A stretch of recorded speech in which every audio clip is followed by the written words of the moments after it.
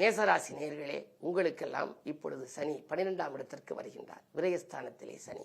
விரயச்சனி என்றாலே நிறைய விரயங்களை கொடுத்து விடுமோ என்று நீங்கள் கவலைப்பட வேண்டாம். இருக்கும் இடம் குரு வீடு. எனவே சுப விரயமாக நீங்கள் செய்ய முன்வந்தால் வீண் விரயங்களிலிருந்து விடுபட இயலும்.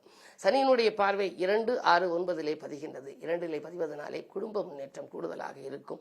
குடும்ப செலவுகள் கொஞ்சம் அதிகரிக்கலாம். இடம் வாங்குவது, வீடு கட்டுவது, கட்டியை வெட்டி பழுது பார்ப்பது, பிள்ளைகளின் கல்யாண கனவுகளை நனவாக்குவது போன்றவற்றையெல்லாம் நீங்கள் கவனம் செலுத்தலாம். 6ஆம் இடத்தை பார்ப்பதனாலே உத்தியோகத்திலே நல்ல முன்னேற்றங்கள் உங்களுக்கு வரலாம். சுப பார்வையாக இருப்பதனாலே நல்ல முன்னேற்றங்கள், எதிர்பார்த்ததை காட்டும் கூடுதல் சம்பளங்கள் கிடைக்கலாம். நீங்கள் வேறு ஒரு இடத்திற்கு முயற்சி செய்து கொண்டிருந்தால் அந்த இடத்தில் இதுவரை இருந்த தாமதங்கள் இப்பொழுது அகலலாம்.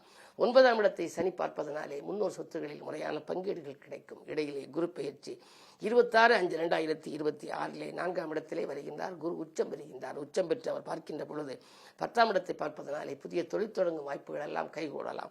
ராகுகேது பேச்சு 13/11/2026 வருகின்ற பொழுது உங்கள் ராசிக்கு 4ஆம் இடத்தை பார்ப்பதனாலே இடம் பூமி சம்பந்தப்பட்ட வகையிலே ஒரு நல்ல முன்னேற்றங்கள் கிடைக்கும். வீடு இடம் வாங்கும் யோகங்கள், நீண்ட நாட்களாக மனை கட்டி குடியேற முடியவில்லையே, மனையில் மங்கள ஓசை கேட்கவில்லையே என்றெல்லாம் கவலைப்பட்டவர்களுக்கு இப்பொழுது ஒரு அற்புதமான நேரமாக எல்லா வழிகளிலும் சனி பகவான் நன்மையை வழங்கப் போகின்றார். ஒவ்வொரு சனிக்கிழமையும் நீங்கள் சனி பகவானை வழிபட வேண்டும். உளன்போடு துதிக்க வேண்டும்.